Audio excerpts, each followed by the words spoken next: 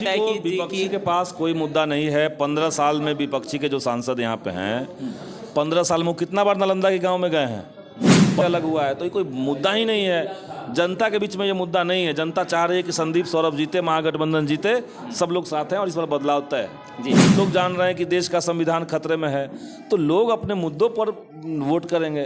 कोई जाति देख के लोग वोट नहीं करेंगे। और नालंदा किसी का बपौती नहीं है। कभी ऐसा हुआ कि माननीय मुख्यमंत्री जी को 3 बार रोड शो करना पड़ा हो? नहीं। सब भूमि है यहाँ पे, 20 प्रखंड है। हर प्रखंड में डिग्री कॉलेज क्यों नहीं है? लोग कल रहुई में थे, रहुई के बच्चे कह रहे हैं कि भैया हम लोग को तो पढ़ने के लिए कोई कॉलेज ही नहीं है। उनके बाद जो है यानी शाम होते होते जेल की रास्ता दिखाया जाएगा ना। आप जिसको चुनाव में नहीं परास्त कर पा रहे हैं, उनको जेल में भेजने की धमकी दे रहे हैं कि हम जेल में भेजने, केवल आरोप लगाया और जेल में डाल दिया। करके लोकतंत्र को स्वाहा करना, यही बीजेपी का एजेंडा है। तो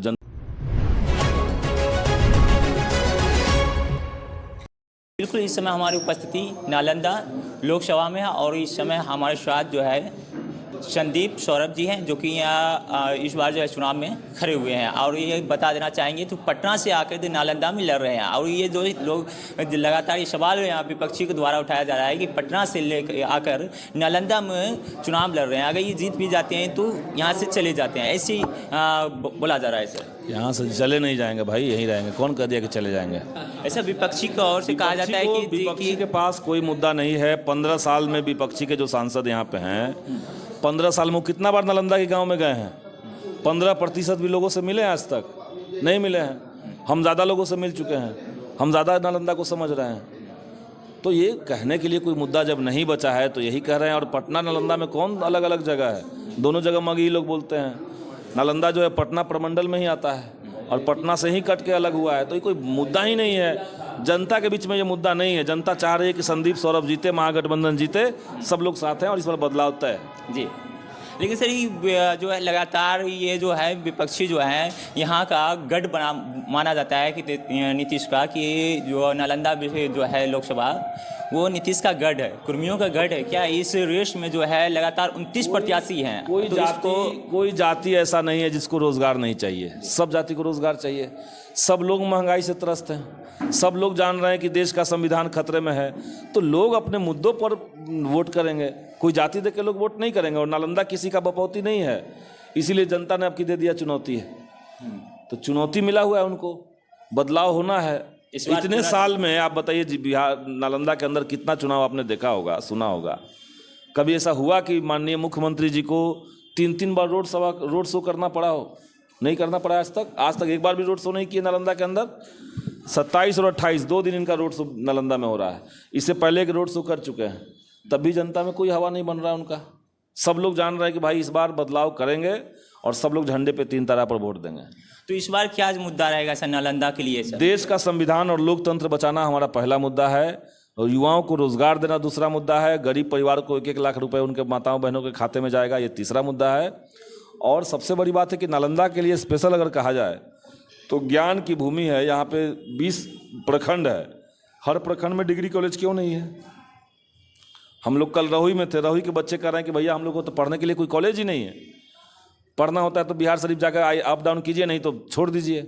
तो 20 प्रखंड में डिग्री कॉलेज की स्थापना हो ताकि लोग कम से कम ग्रेजुएशन की पढ़ाई यहाँ कर पाएँ। ये आज तक नहीं हुआ।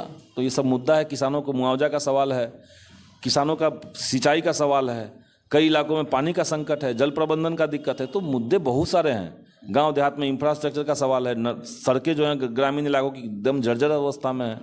तो मुद्दे बहुत हैं, हम लोग सब पे काम करेंगे। लेकिन सर मोदी जी लगातार जो है ये निशाना साधते हैं कि 4 जून के बाद बेड रेस्ट की बात किया जा रहा है, ये तेजस्वी यादव की बात किया जा रहा है। तो बोलते हैं कि 4 जून के बाद जो है यानी शाम होते होते जेल की रास्ता दिखाया जाएगा ना, बेड रास्ते। ये देश के लिए अच्छी बात नहीं है ना कि आप जिसको चुनाव में नहीं परास्त कर पा रहे हैं उनको जेल में भेजने की धमकी दे रहे हैं कि हम जेल में भेज देंगे। यानी देश का संवैधानिक संस्थान का, न्यायपालिका का आप गलत इस्तेमाल कर रहे हैं। यही तो बात है। 2 मुख्यमंत्री, झारखंड का मुख्यमंत्री और दिल्ली का मुख्यमंत्री, बगैर कोई दोष साबित हुए आपने केवल आरोप लगाया और जेल में डाल दिया। तो विपक्ष को खत्म करके लोकतंत्र को स्वाहा करना, यही बीजेपी का एजेंडा है। तो जनता तो देख ही रही, उसी आधार पर तो जनता खिलाफ में वोट कर रही है। तब उनके पैर के नीचे से जमीन खिसका हुआ है, अनाप शनाप बयान दे रहे हैं। यही बात है।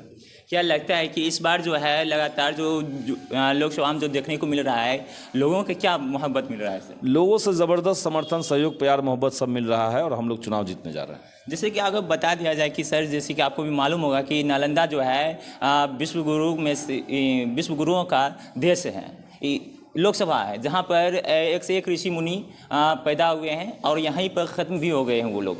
लेकिन सर, क्या लगता है कि इस बार नालंदा विश्वविद्यालय में कुछ परिवर्तन आना चाहिए?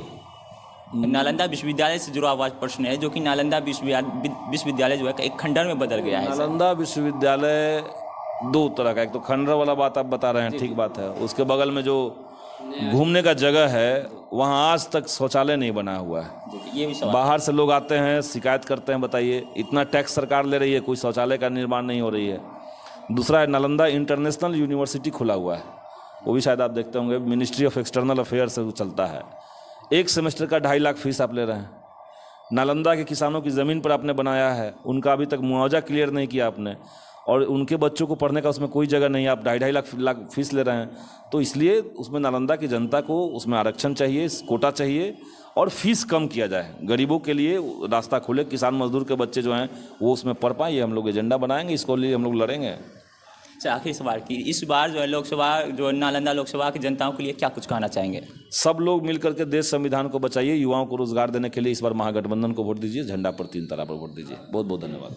जी बिल्कुल, जिस प्रकार से आप देख सकते हैं कि संदीप सौरभ जी ने जिस प्रकार से बताया है कि जो कि नालंदा का भी बात बताया है कि वहाँ पे एक शौचालय तक भी नहीं है, वहाँ पर जो है जो भी यहाँ पर पर्यटन जो घूमने के लिए आते हैं उसके लिए किसी भी प्रकार से सुविधा नहीं दिया जा रहा है। साथ साथ जो यहाँ यूनिवर्सिटी जो बनाया गया है उसमें अधिक फीस भी लिया जा रहा है। साथ साथ ही इन्होंने ये भी बताया है कि इस बार जो है परिवर्तन होना चाहिए, इस बार रोजगार के मुद्दों पर वोट दिया जाएगा, इस बार जो विकास के मुद्दों पर वोट दिया जाएगा। अब देखने वाली बात यह है कि नालंदा लोकसभा के चुनाव में जो 1 तारीख को होने जा रहा है उसमें किस प्रकार से जनता का रुख देखने को मिलेगा। जिस प्रकार से आप जानते हैं कि 4 जून को जो है रिजल्ट आने वाला, और 4 जून को ही ये फैसला होगा कि जनता किस प्रकार से और किसको वोट दिए हैं।